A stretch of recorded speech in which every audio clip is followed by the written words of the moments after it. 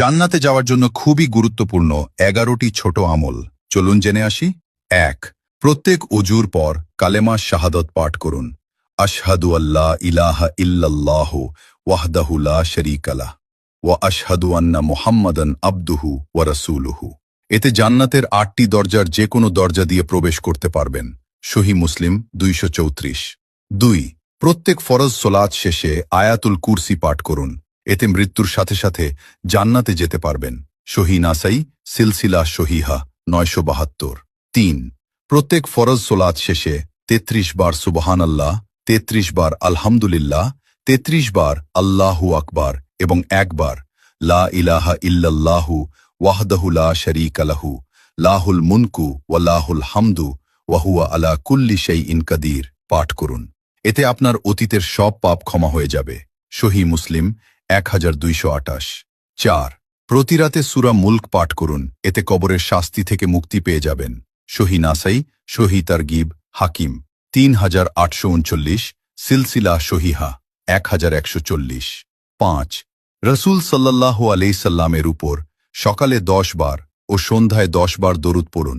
এতে আপনি নিশ্চিত রসুল সাল্লাল্লাহু আলাইহি ওয়াসাল্লামের সুপারিশ পাবেন। তাবরানী সহিহ তারগিব 656। ৬.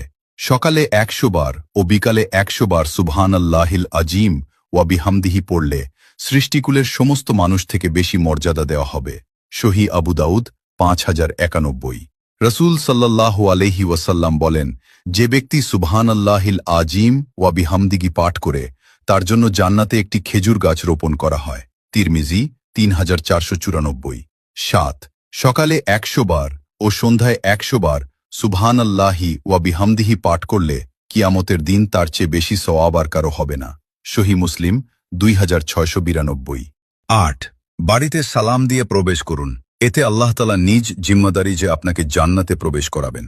ইবনু হিব্বান 499, সহিহ তারগিব 316। ৯. জামাতে ইমামের প্রথম তাকবীরের সাথে 40 দিন সালাত আদায় করুন। এতে আপনি নিশ্চিত জাহান্নাম থেকে মুক্তি পেয়ে যাবেন। তিরমিজি সিলসিলাহ সহিহা 747, সহিহ তারগিব 808। ১০. প্রতি মাসের আয়ের একটা অংশ এতিমখানা বা মসজিদ মাদ্রাসা বা গরিব দুঃখী বিধবা ও দুস্থদের মাঝে দান করবেন।